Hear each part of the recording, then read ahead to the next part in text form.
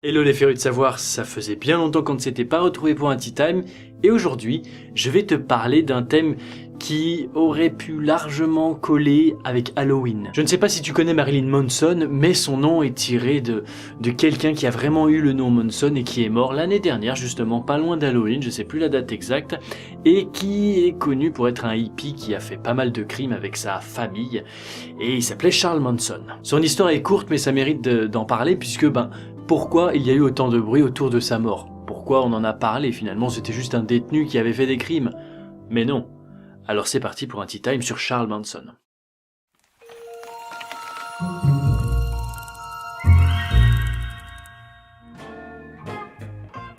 Charles Miles Maddox est né le 12 novembre 1934 dans l'Ohio aux États-Unis. Sa mère Kathleen Maddox est très alcoolique et gagne sa croûte en se prostituant. Quant à son père, il ne le connaîtra jamais. Donc déjà, il y a quand même une sphère pas très agréable pour un jeune enfant de son âge. À seulement 5 ans, il est placé chez son oncle qui est assez violent physiquement, puisque sa mère a été mise en prison pour un vol à main armée.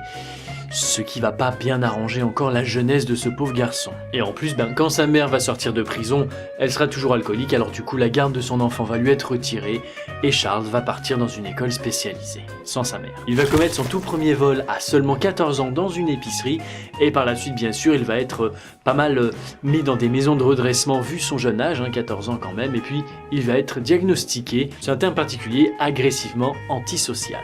N'oublions pas qu'il devait être très sensible psychologiquement, puisqu'il avait manqué pas mal d'affection, d'amour, il n'avait pas sa maman et du coup forcément ça a peut-être eu quelques séquelles sur son développement personnel. Il a un enfant suite à un mariage avec une lady, mais celle-ci, elle va le laisser tomber, puisqu'il va retourner en incarcération. Et d'ailleurs, à cet âge-là, Charles Manson commence à être très épris de folie pour un groupe très connu qui s'appelle les Beatles. Et oui, Charles adore la musique, et c'est quand le gars de Columbia Records va refuser à Charles son envie de se faire connaître musicalement, qu'il va développer une sorte de haine envers le gars de Columbia. Une rage même. Oui, on va parler de rage. Ton rêve, c'est de te produire musicalement parce que t'adores les Beatles, et là, bam, on te fout un petit coup dans la nuque, on te dit « Non, tu ne feras pas de musique, tu es trop mauvais ». Forcément, t'es vénère. En 1967, Charles découvre une nouvelle vie. Il quitte enfin le monde de la prison et se tourne vers la côte ouest des États-Unis où il va découvrir le monde des hippies, mélangeant voyage, musique et sexe. Et il chante plutôt pas mal. Je t'ai donc mis en description la playlist de ses musiques à Charles Manson et je trouve qu'il a une très belle voix, mais pas assez bonne pour Columbia Records. Il va du coup loger avec ses potes, qu'il le voit un petit peu comme une réincarnation du Christ, un leader, un chef, le patron, le boss. Pourquoi il l'aime tant? Pourquoi réincarnation du Christ? Parce que contre des faveurs sexuelles, un monsieur a bien voulu prêter son ranch à Charles et ses amis pour loger dessous. Sympa. Un vrai pote. Et ce petit groupe de hippies, d'amis, de meilleurs amis, de confidents, d'amoureux, vont s'appeler la famille. Et de vol ou de trafic, la petite famille va subvenir à ses besoins assez facilement puisqu'ils n'ont pas de loyer à payer grâce aux faveurs sexuelles pour le vieux propriétaire. Voilà. Donc c'est plutôt une bonne nouvelle pour la famille. Et d'ailleurs, petite anecdote, le ranch est situé juste à côté de la vallée de la mort, dont je t'avais parlé dans un ou deux épisodes, surtout celui où il y a les pierres qui avancent toutes seules. Bref, c'était pour la petite anecdote. Puis Charles est pris d'une idée. Je dirais même plus, il est pris d'une création de la prophétie en mêlant la Bible et les Beatles. Oui, en mêlant la Bible et les Beatles. Un certain album, le White Album bien sûr, pas n'importe quel album des Beatles, il va créer un gros truc autour de ça qui psychologiquement, peut-être que Charles est pas tout là. Charles va vouloir, suite à cette prophétie, que sa famille commette des meurtres sur des personnes blanches et en accusant des personnes noires, pour foutre la merde politiquement, puisque, c'est dans l'air du temps. C'est suite à cela que le 9 août de la même année, la famille s'introduit dans la maison 10050 Cielo Drive, là où habite le fameux gars de Columbia de tout à l'heure dont je te parlais. Oui, faut bien venger Charles qui n'est pas devenu musicien, souviens-toi, la rage.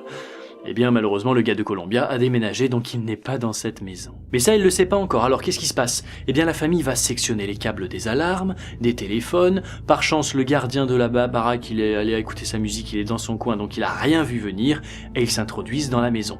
Toujours en pensant qu'il y a le gars de Columbia dedans. Mais non. La famille va tuer tout le monde, 5 personnes en tout, à savoir un coiffeur de star, un producteur et sa fiancée, un certain Steven et Sharon State.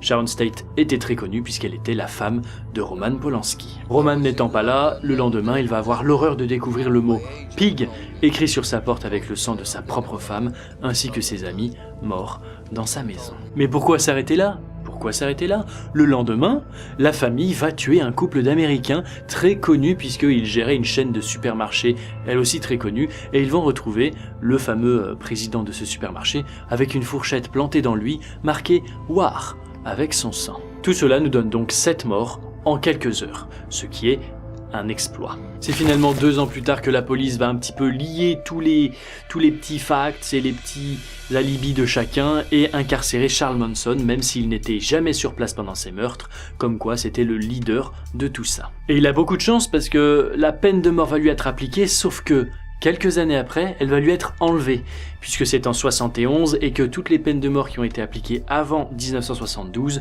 ont été annulées par la justice américaine. Du coup, il n'est plus condamné à mort, mais il reste en prison. Il va donc croupir en tôle, se faire brûler le visage, un autre détenu, se voir refuser une liberté conditionnelle, et en 2009, un certain Matthew Roberts vient lui annoncer qu'il est son fils. Il a quand même 74 ans en 2009, eh bien, bon, c'est peut-être un peu tard, mais il est vrai quand même que Charles a eu pas mal de rapports avec le groupe de hippies, dont forcément il est probablement le papa d'une ou deux personnes, pourquoi pas. Bonne nouvelle, 5 ans plus tard, Afton Burton, une jeune fan de lui, vient lui proposer de se marier avec elle, voilà, parce qu'elle est fan et tout, donc super nouvelle, il a beau avoir plus de 70 piges, on vient le demander en mariage en prison, c'est beau, sauf qu'il y a anguille sous roche, et Charles Manson l'a bien vu venir. En fait, elle voulait se marier pour pouvoir exposer le corps de son mari dans une galerie et faire payer l'entrée. Et oui, puisque en Californie, c'est l'époux qui garde le corps et qui en fait un petit peu ce qu'il veut.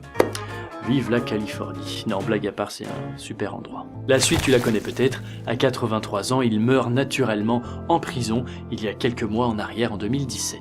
Il emporte avec lui tous ses crimes, ses secrets, sa folie, comme diraient certaines personnes, mais d'avoir passé pas mal d'heures à fouiller d'article en article, d'ailleurs ils sont tous en description si tu veux aller voir un peu plus, je me rends plus compte qu'il s'agit là d'un manipulateur qui savait très bien ce qu'il faisait, plutôt que d'un illuminé avec la Bible et tout. Il s'était même fait une croix gammée pendant une interview sur la télé publique et tout, pour provoquer un petit peu, et comme il disait Charles Manson, il suffisait qu'il pense à la mort de quelqu'un, et elle arrivait. Merci à toi en tout cas d'avoir suivi cet épisode, n'hésite pas à checker les sources en description puisque dans les Tea Time je ne peux pas tout dire. Et pour le prochain Tea Time d'ici quelques semaines, je fouillerai dans les commentaires s'il y a des bonnes idées, donc c'est à ton tour de faire preuve de curiosité, non ? Une femme, ce serait cool quand même. Si jamais tu te demandes pourquoi je le comparais un petit peu à Hitler, c'est que je me dis, à la manière d'Hitler qui a été refusé aux Beaux-Arts et qui est devenu ce qu'il est devenu, que serait-il passé si Columbia Records avait accepté Charles Manson dans le monde de la musique ?